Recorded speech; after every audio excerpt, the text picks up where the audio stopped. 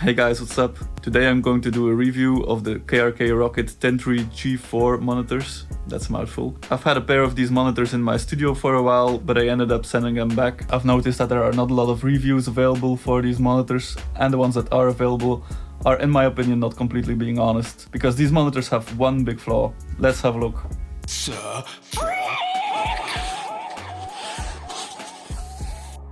So the KRK Rokit 103G4 is a 3-way studio monitor that comes in at a price around 800 to 900 euros a pair. It's the biggest monitor in the G4 lineup. These gorgeous looking monitors have a 10-inch woofer for the bass, a 4-inch driver for the mids, and a tweeter. All 3 drivers are made with Kevlar and they're also tri-amped. This means every driver has their own built-in amp. The big advantage of a 3-way monitor in comparison to a 2-way monitor is that they are able to reproduce more accurate mids and bass, as each driver takes care of their own part of the spectrum.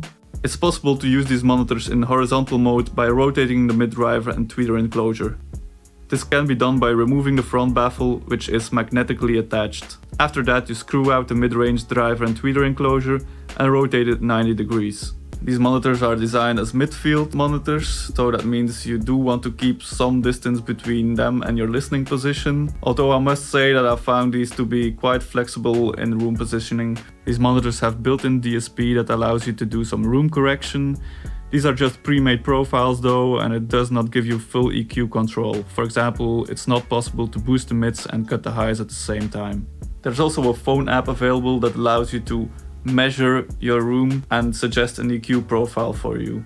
Although the app has some useful functions, I would avoid using it for EQ. Most microphones on mobile phones are not that great, so they will probably give you a measurement that is not very accurate. So it's better to use an actual room measurement microphone like this and do a proper room measurement. So let's get to the pros of these monitors. These KRK sound very balanced over the spectrum. They have a very tight bass response that is not too muddy, and you don't really need a sub with these, as they can go quite deep already. They also sound quite detailed while still being engaging to listen to. They definitely made me want to check out my entire music catalog again. The stereo separation is also quite good. It's easy to pinpoint where something is located in the mix. I found that when I was listening to, for example, classical music with my eyes closed, it was like I was in the same room with the orchestra, so that was great.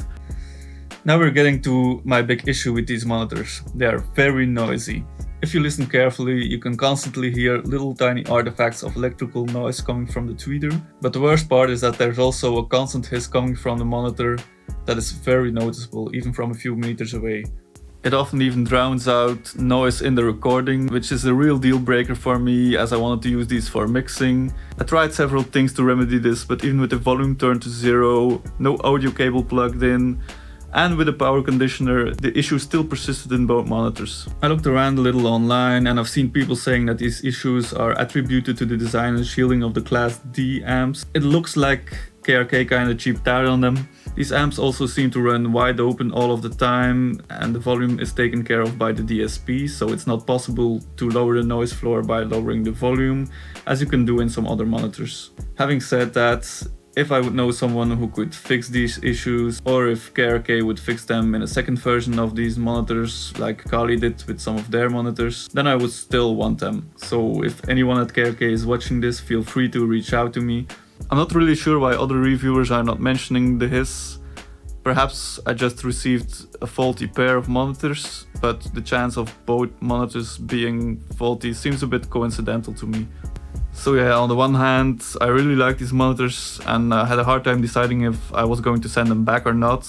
But in the end I did. The hiss was a real deal breaker for me for mixing. If you're planning to use these as a party speaker or just to listen to some music and enjoy it, I say go ahead.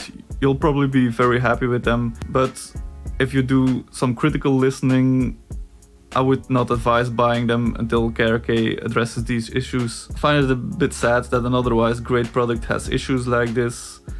It's a bit of a missed opportunity for KRK.